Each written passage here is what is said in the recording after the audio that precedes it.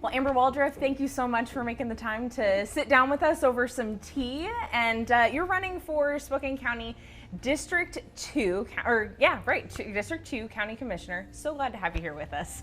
Well, thanks. And I love tea, so this is perfect. Great. Now I have to ask, what kind of tea did you decide to drink here? I tried the Northwest breakfast. Okay. And it's really good. It's different than like an English breakfast, which is what I usually drink. Has something earthy to it. The pine needles in there. I've smelled it. I've always wanted to try it, so you've got me hooked. I'll try it maybe next time. And I always go with the Steadfast lavender tea with a little bit of sweetener. Gets a little warm, so we're going iced today. Well, let's start right off the bat. Tell me why you decided to run for one of Spokane County's newest districts as county commissioner. Well, I'm born and raised here in Spokane. Actually, my children are fourth generation. My dad grew up here, I grew up here, and now I'm raising my kids here. So Spokane's really important to me. It's a great place. I love it. And it's given a lot to me. And so I've spent like the last 20 years trying to give back. And I'm running for county commissioner because I truly believe everyone should have the opportunity to be safe and healthy and be able to be financially stable. And so I want our county to aim towards that. And I think I can bring a lot of great experiences to the county to really make it a place that everybody can thrive. Now you're running for District 2. That covers the east end of the downtown core and beyond. So can you tell me, how long have you lived in that district? Well, actually, born and raised, and now raising my kids in 99207. Back in 99207 is what I say. So yeah, I grew up on the north side, northeast, and now I live in the Gonzaga neighborhood. And the district is new. They just drew it, and it's kind of that northeast corridor up to the Y, and then south all the way past like 57th and Regal. So it's this long slice down the middle of our county, mostly urbanized, and a lot of diverse populations. So I'm really excited. It's been great going out and meeting people all throughout the district. Yeah. So for the most part, even with the redrawing of the district, you've lived in that area for all of your life. Yes, I grew up, went to school, and went away for college for a few years and worked in some other places, and then came back to Spokane, in 2004. And since then been very involved in lots of community initiatives and served on Spokane City Council for 8 years. That's great. So tell me a little bit, and feel free to enjoy some tea. Yes. So tell me, what is the most pressing issue that your district that you may be representing currently faces? Oh, it's hard to just pick one. Yeah. But I do think that one of the most pressing issues is affordability, affordability of housing, being able to find and being able to be in good paying jobs, and all of the things that requires. Childcare, affordable housing, being able to get to work in an affordable way.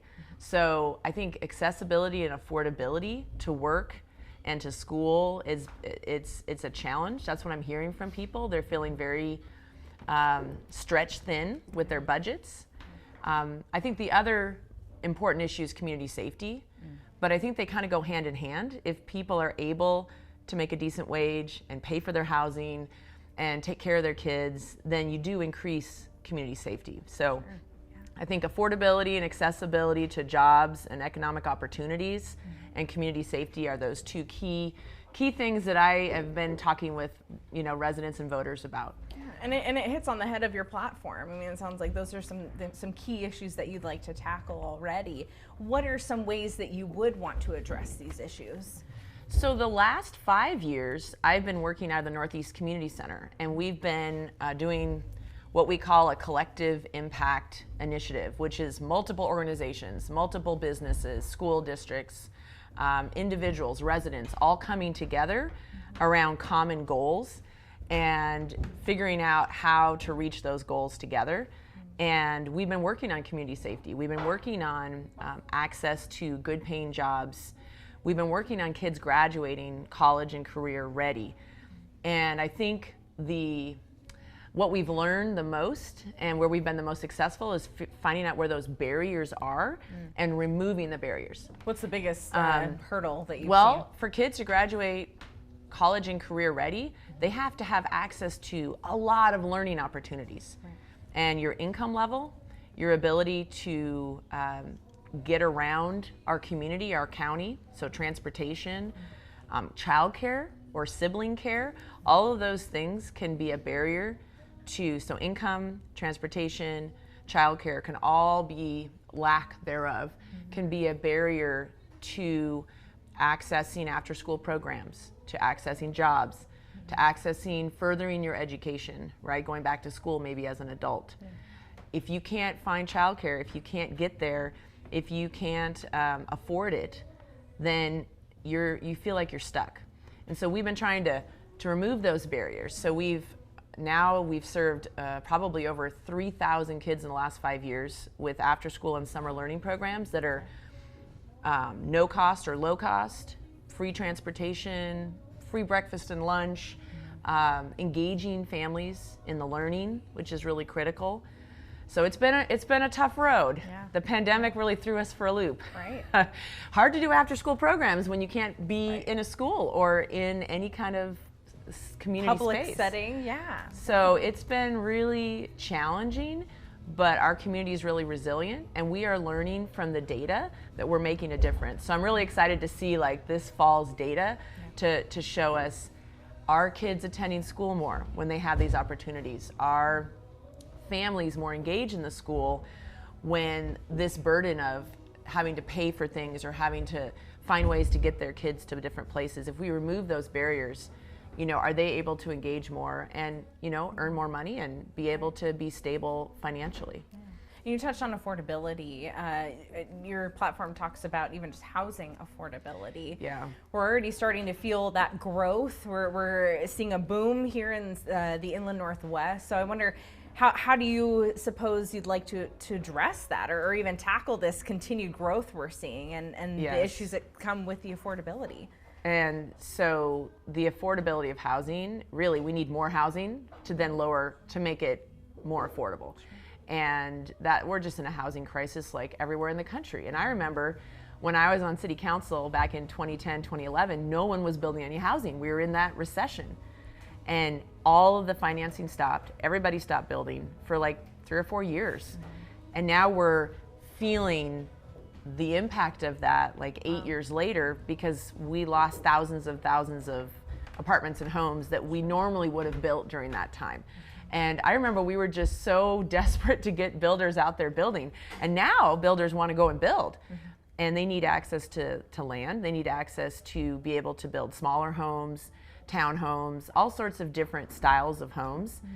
And I think we're starting to see our cities and our county respond to that. But that's really what we need to do, I think, is find where we want to develop more denser housing and eliminate the barriers to putting that density into those areas.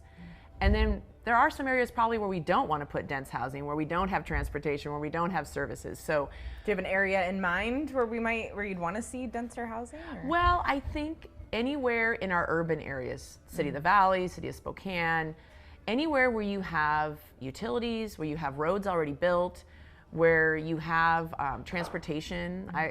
I've been a strong advocate for more public transit here in Spokane. I helped run and get supported and get approved the ballot measure in 2016 that has increased slowly over the last 6 or 7 years our transit access. Because if you can make it more affordable for people to get around, then their costs go down, right? Their household costs. So if we can put more apartments where we have transit or increase the transit where we have, the density, it's just been a struggle, I think, for our community to grow in new ways. But now we're at that crisis. Policy currently stands. And we're at a crisis point now, and it's fueling people's innovation and thought process around, we could fit more housing here. We could fit more housing there. And I think even in the county, more rural areas or suburban areas, you can have more houses per parcel than we probably have today. Right. I'm not talking apartment buildings, but I think we need to think about, if we're going to build roads and we're going to put all that infrastructure in and then maintain them for the next 20 years, how do we put the housing in to make that fit and to support we don't want to end up breaking the bank. And that's where I've seen the county go, is building housing further and further out, and then trying to have the budget to maintain those roads over time can really be costly. So I'm concerned about the next 20 years and making sure our county can serve the community the way it deserves to be served, and have the services and sheriff services and everything that people deserve to have. So we just have to be really, really partnering with the cities. If the cities aren't growing the way that they should be growing, maybe there's some areas that need to be annexed and we need to share revenue. I'm thinking about like up at 57th and Regal. Suddenly you move from city to county, but it doesn't look any different, really. So should those areas maybe become incorporated into the city, and then you can build to a higher density. And it's growing quite a bit up there. It is. That's just a rock throw from the KREM 2 station. I've talked to a lot of residents who are not happy with the way it's grown. Where there weren't the sidewalks, there weren't the trails, there weren't the roads put in to allow people to get around easily. And now you're seeing traffic jams. So we have to find ways to develop where people have multiple modes of transportation and we don't end up with traffic nightmares. And so that's what I'm committed to do, is to work. And a lot of that just means better collaboration. The city talking to the county about, hey, we're going to develop this or we're going to develop that, and making sure we have the infrastructure to support that. How would you describe the county and city of Spokane, specifically the relationship between the two entities? I mean, is it a strong partnership? Is there some changes you would like to see in that? It's not been a strong partnership. There's been times when when I was on city council, we were able to find some common ground and common strategies to work on. But I would say it's really been an adversarial relationship, which really doesn't make sense because we're all part of the same community. And I think it's time for us to see how we can benefit each other, how we can build on each other's strengths and assets, how this county land could be preserved by developing more in the city. So, but that just takes conversation and trust. And I think I can bring some of that, what I've learned around collaborating with schools and neighborhoods and different entities. I've learned a lot. And I really think my experience and my relationships that I have at the city level will really come in handy as a county commissioner. And kind of talk about that. How has your experience as Spokane City's former council member going to benefit you in the role as county commissioner? Well, the county commissioners do a lot of what city council members would do, in that in the unincorporated areas, we provide road repair, sheriff, law enforcement services, just like the city would in the city limits. The other thing that I think a lot of people don't think about is, when I was on the city council, I sat on all the regional boards. I sat on the Board of Health. I sat on the Transportation Board, the Transit Board. So you were seeing beyond just the scope of city, you were seeing... Yeah, the city council members and the county commissioners all sat on those boards together. And that's where you met people, leaders, the mayor of Cheney or the council member from the city of the Valley. That's where you started to build those connections and start to talk about how we can grow our community so everyone benefits. And so I have a lot of experience. I chaired those boards, all of those boards, and I chaired the transit board 2 times. And that gave me a real good sense of sometimes there's challenges and cities want different things, but a lot of times we all want the same thing, which is safety, health, and economic vitality. And we just need to figure out how we can do that and not be in competition all the time. Sure. And one of those relationships we're voting on a new Spokane County Sheriff this year. It's now between John Knowles and Wade Nelson. I wonder, how would you plan to work with the new sheriff and supporting the agency? Yes, I think that supporting the sheriff is a top priority. We need to have sheriff services that are responsive to the community. We need to make sure there's adequate staffing and that we are working collaboratively with the other public safety entities, the city of Cheney or Liberty Lake or the city of Spokane. And I think if we can leverage a lot of our resources, we can save the taxpayers money and we can be more responsive. I think the same goes for fire service. We have a lot of fire districts and we do back each other up, but I think we could do even more. So I've been going to meeting and getting to know a lot of the fire districts, because it's important that we are all collaborating. There's just not enough money always to be raised from every community 2 or 3 times. So I'm really interested in how we can share equipment, how we can share best practices. So yeah, I'm looking forward to a new sheriff that I get to work with, and we get to work together to keep the community safe. I would like to move on to another a hot button topic, the homeless crisis in our area in Spokane County. Do you think the county has been engaged enough in finding solutions? Definitely not. No, I think the county has stood by the sidelines, and I think this is it's kind of a relic of the way the system had been run for many years. The city of Spokane had managed the homeless management data system, and a lot of the visible homeless you see in the city, because that's where the services are, that's where there's access to transportation. So yes, the county needs to be at the table. The county needs to be a leader in bringing everyone together around a regional plan. And then I think I've been studying some different models that have been successful, like the region, the Houston County region. Okay. That has been a regional effort to reduce their homelessness.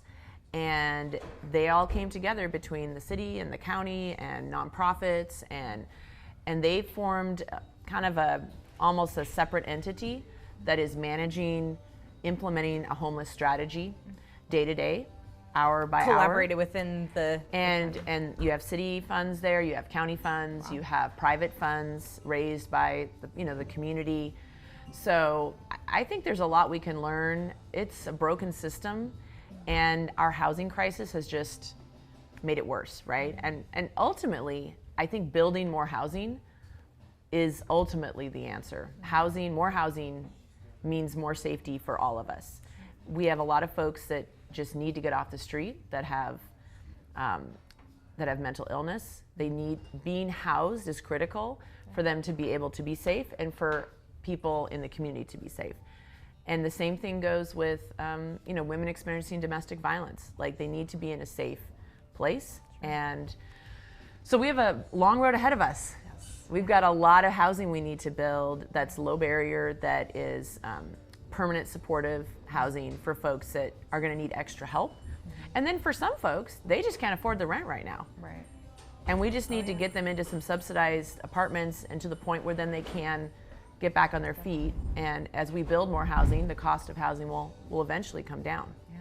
It sounds like is that kind of the big scope of how you would want to address the homeless crisis? Yes. I mean, in the next 2 to 3 years, we're not going to have enough housing. So we're going to have to come up with creative solutions and shelters and maybe pallet homes and things that you've probably heard about that are working at least as a temporary, but longer term, permanent supportive housing is really what's worked in Houston. And it can be, getting somebody into an apartment. Yeah. And once they are stabilized in that space and safe, and they can get to work or get health care or whatever it is that they need to be stable, the whole community is going to benefit from that. Yeah. So I'm really hoping we can use some of these American Rescue Plan dollars and invest that in the next 3 years in just building a lot of permanent housing. And we also need to build housing at the other levels for people who want to be first-time home buyers, right? We need permanent supportive housing for folks at the lowest income level, but then we need more housing that's market rate, so that people can move and purchase and stay in our community, and then we can keep it affordable. But what about those individuals who don't want to move off the streets. I know we're seeing that struggle between the state and city of Spokane with the homeless encampment off I-90. Right. It's a back and forth struggle of, okay, you know, the city wants it cleared out, the state's not ready or willing to move forward with clearing it out. And there are people we've talked to, I mean, I've been there several times at Camp Hope, who have said, I don't want to leave. I want to stay here. I want to live in my tent. I want to live in my RV. So housing maybe isn't the answer for them. So how do we address that? Well, there's been some, you know, you mentioned RVs. In other communities, they've created some RV parks. There's lots of different strategies to keep people safe and housed. So, you know, RV might be an option, you know, for some folks. The ultimate goal is to make sure everyone has a safe place to be. Now, there's always, in Houston, they don't have 100%, you know, of folks housed. Yeah. But I think they've greatly, like 75% of the people that they've tried to get housed, they've been able to get housed. So yeah. I think we just have to start working towards those who want to be housed and make sure we're getting folks the support that they need. And that just means all of us working together, kind of rowing that collective impact model, rowing in the same direction. And I mean, it's not always, sometimes nonprofits are not always rowing in the same direction. And sometimes they're competing for funds. And sure. Just like I was talking about the city and the county yeah. in competition. So it's going to take some really strong leadership. And, you know, I'm ready to roll up my sleeves and get in there and work with folks, because we've got to make it happen. Yeah. When the snow flies, I don't think everyone's going to want to stay in those tents. So we need to have some spaces. Right. It's going to get cold. So they're going to need some place to stay safe.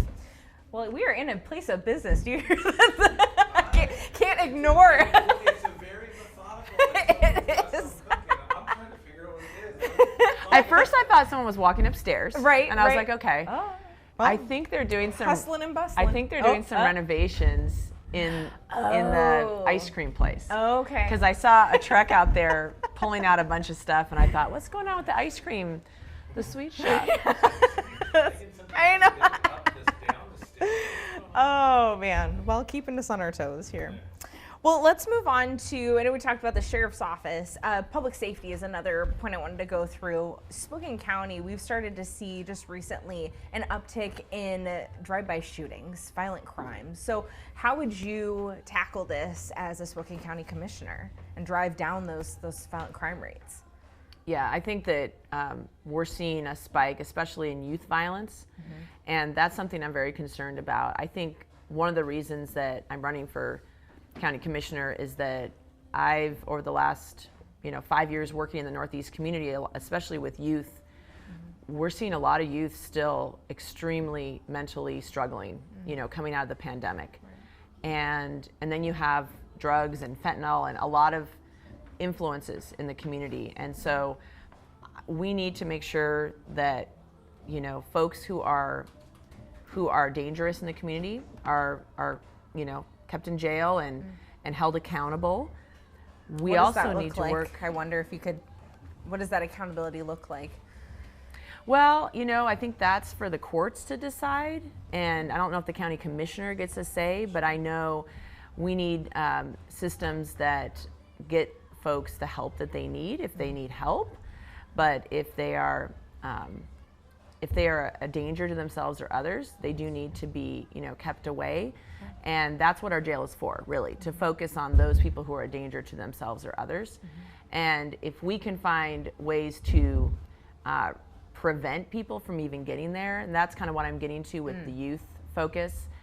I've been part of this initiative called the Safe Communities Task Force, and we got some initial grants in the last couple of years, and we've been investing in youth who have dropped out of school and trying to make sure that they don't become gang involved.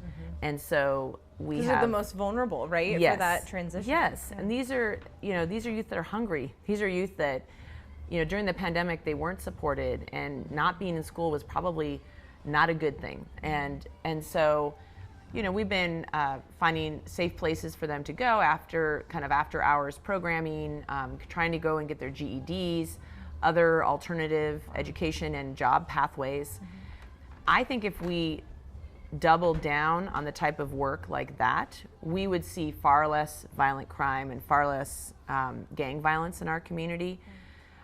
I'm all about working upstream. So unfortunately, you can't just ignore, violence on the street. So you've got to take steps to make sure we keep people safe right now, use the criminal justice resources that we have. I think, though, that what I would like to do as a county commissioner is work across the community to prevent crime and work on the upstream strategies. Support youth and families early, which is what we've been doing in the Northeast neighborhoods. Give people access and remove barriers to going to school, to getting a degree, to finding a job. All of those things will reduce crime in our community. The other thing I'm interested in is when people do commit crimes, how do we prevent that from happening again, right? How do we prevent people from reoffending? Reoffending.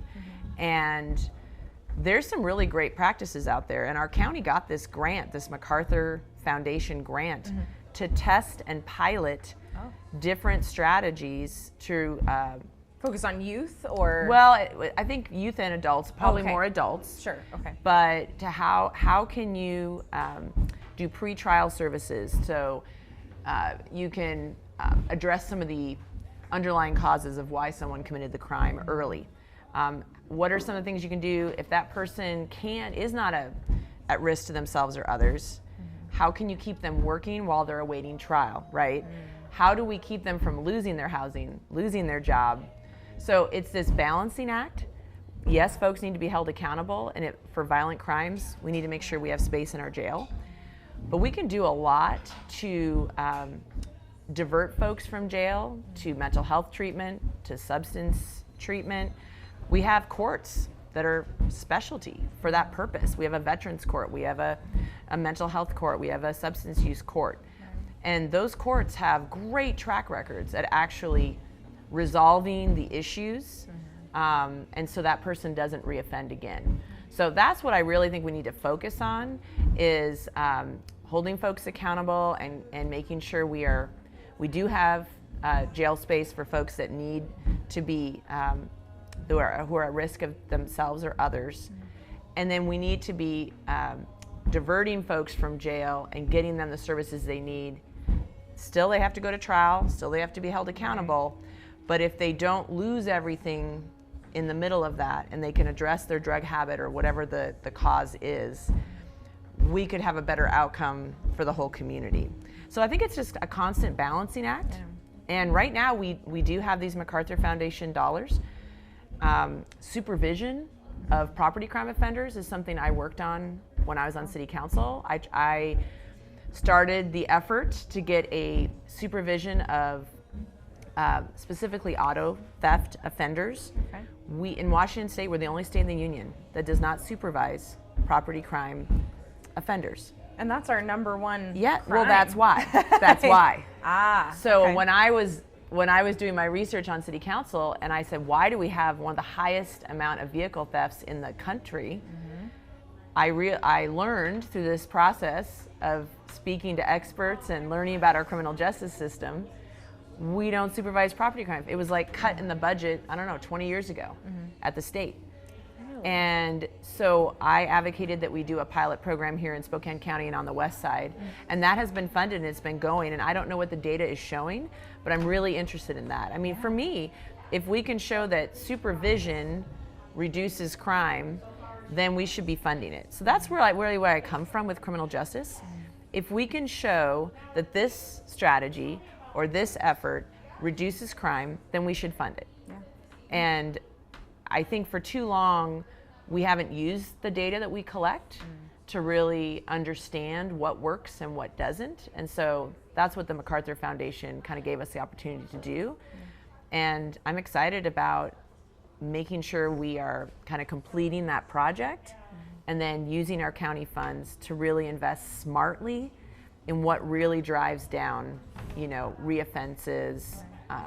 So I want to work on that side of it, and then I want to work on the prevention side. I think these ARPA dollars, the American Rescue Plan dollars, could not only be used around the housing, but they could be used to invest in some of these youth programs right now across the county. The ones that are working, but they hardly have any support. To invest in that, in their future. Yes. Yeah. I mean, if we really want to invest in our future and stop future crime, we need to be investing in people. And that's in mental health, physical health, job skills, education.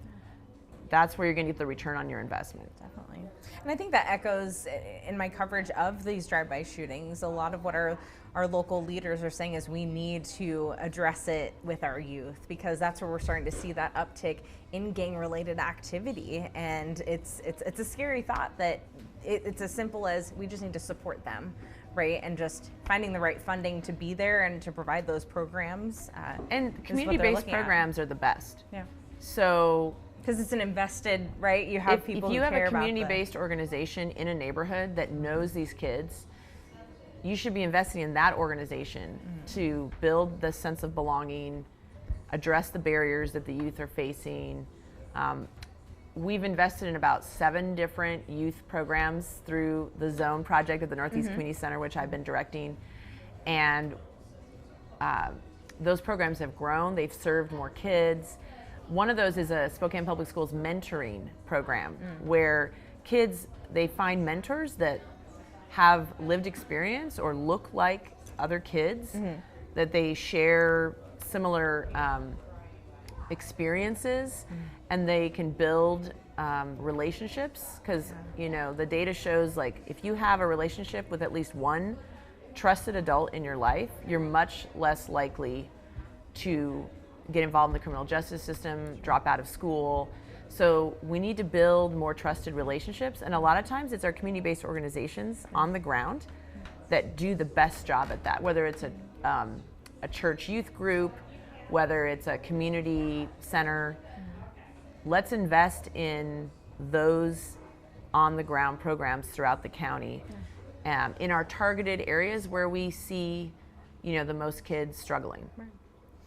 I do want to talk a little bit more about this. This is a historic race for Spokane County. We now have 2. We went from 3 commission districts now to 5. Those 2, you're running for one of the new ones. I wanted to hear your thoughts on how do you see this expansion of commission districts benefiting the community that you may be representing? Oh, I think it's really going to give more voice to more people throughout the county.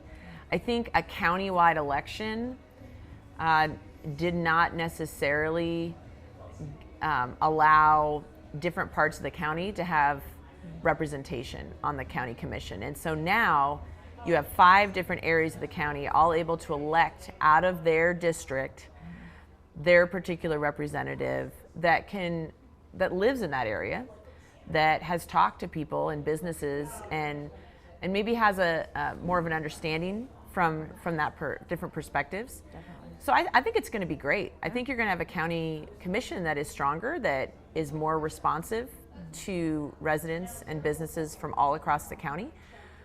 And you're going to be able to have 2 county commissioners have a conversation without it being like a public meeting, because 3 county commissioners made it really difficult to be able to do business and just work on strategies. It was always a quorum, right? Yeah. I mean, how do you meet with another, like when I was on city council, I'd meet with 1 or 2 council members and we would talk about a policy and, hey, maybe we should bring this policy to the full council. What do you think? And then you do education, and then you have public meetings and have lots of opportunity for people to give input. But usually it starts with a couple people having an idea or responding to a community member or organization that has a suggestion, right?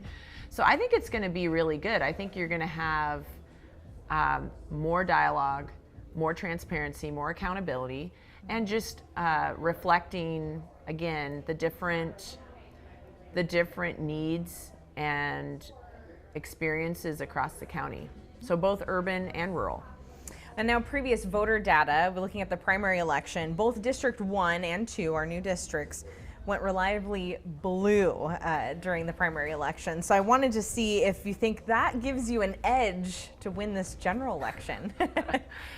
Well, yes, I am running as a Democrat, and I'm running as a Democrat because I believe in Democrat values that that are about accessibility and opportunity, for all families and residents.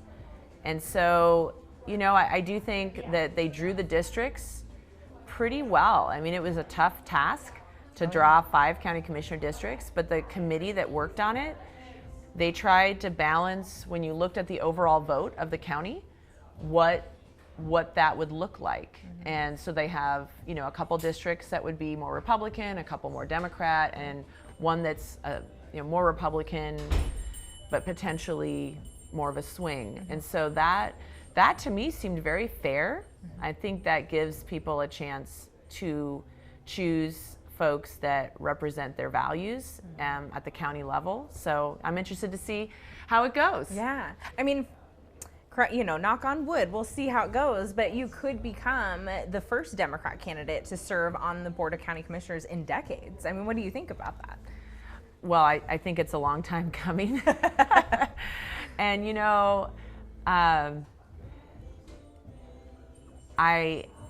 I'm excited about the opportunity. I'm someone who believes you need to have a diversity of voices at the table. And so I'm excited because I know I'll be working with both Democrats and Republicans at the county level and at the city and from other cities. And I think that's the reality. We have a lot of people in the county that have different political views, and we're going to have to come together. And I think it's going to be good because I think for a long time, people in the city felt like, do I really live in the county? Does the county represent me? And so I think it's good that, all of us that pay county taxes, no matter if we live in the city or not, that we have a voice in the process and we have a voice in how the criminal justice system can work best for everyone. So I'm excited about it. I think it's going to be really good for the county, and it's going to create the opportunity for more collaboration with our cities. Yeah. And how do you see that going? I mean, if we could see a mix of Democrat and Republican representation on the board, I mean, can we see a collaboration or maybe a line drawn? I mean, how do you see that relationship going with different party members? When I served on city council for 8 years, we didn't run, we weren't partisan we ran as nonpartisan in Washington State. All local, cities run nonpartisan. But there were times when I was on, the majority of opinion, and sometimes I was on the minority of opinion. Okay. So I've been there. Regardless of political opinion. Right. I mean, sometimes...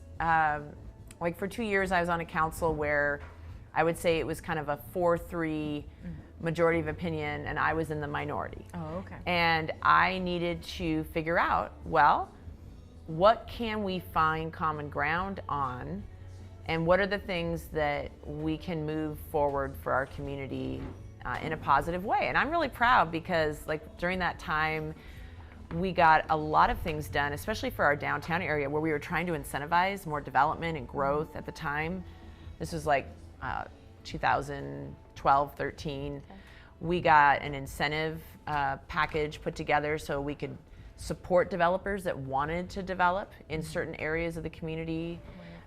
So we would, pay to do water upgrades and sewage upgrades, and the city would pay for some of the sidewalks and things that normally the developer would have to pay for, but we were like, we want you to develop here, so we're willing to meet you. So I found a lot of common ground with maybe more conservative council members, and we were able to come together and figure out how to incentivize and get more development downtown, which was awesome. And I'm very proud of the work I did on the East Sprague corridor to revitalize that district and work with businesses and residents and make it safer. It's been very exciting to see that change over the last 8 to 10 years. It really has, hasn't it? And it's been a journey. I mean, it's got another 10 years to go. Right. But it was a collaboration, and that was something everyone could agree on. You know what?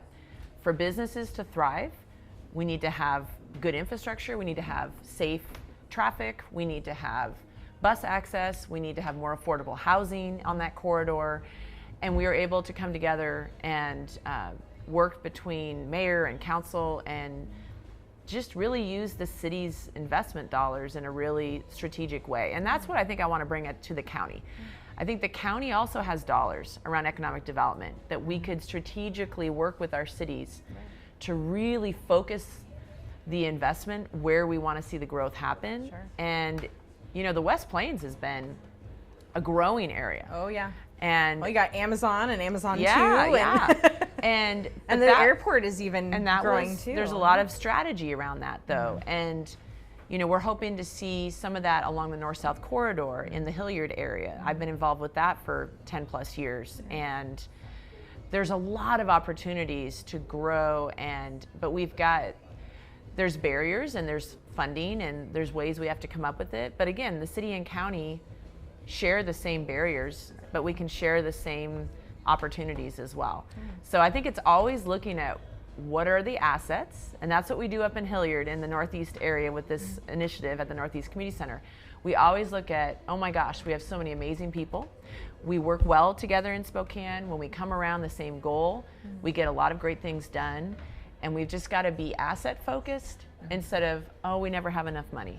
Oh, we never can do this. So that's my perspective, is let's focus on the assets that the county has and that the cities have and our private businesses and nonprofits, and let's work together, whether it's on homelessness and addressing our homelessness challenges, whether it's on criminal justice and investing in people early so we can reduce crime in our community.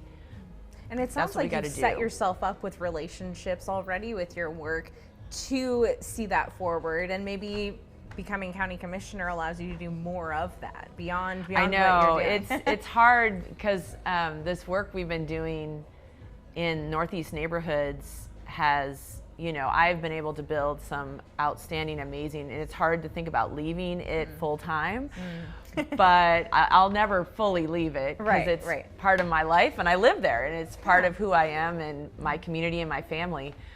But I think that everything I've learned about braiding public and private funds and bringing people together and finding out where the assets are and getting everybody moving in the same direction, it's just so valuable what I've learned and what I've been able to accomplish. So I want to be able to bring that to the county level so we can see those same things happen countywide. Now dial it down for me. What is going to make you stand out against your opponent, Michael Cathcart? Well, I think it's the years of experience in actually getting regional collaborations and regional accomplishments.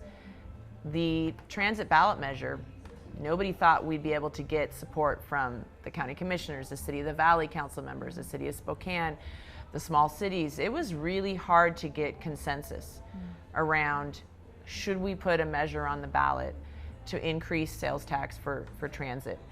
But we did it, and we got everyone, and it was hard, and it was really hard work. So I think what sets me apart is I've been in the trenches, I've done the hard work, I have the relationships that I've built over, gosh, almost 20 years working in the nonprofit sector and at city council. So I have the proven results and the proven experience that I think is ready to go at the county level, and I can really make those same things happen in some of our other challenge areas like homelessness, housing, and economic development. Well, thank you so much, Amber. It was so nice to get to know you over tea. Yeah, Spilling the tea and look for at that. me. I know, and Almost it looks done. like you liked it. I mean, it's almost gone. Can you tell? Well, it was so nice to get to know you, and good luck to you on the general election. Thank you.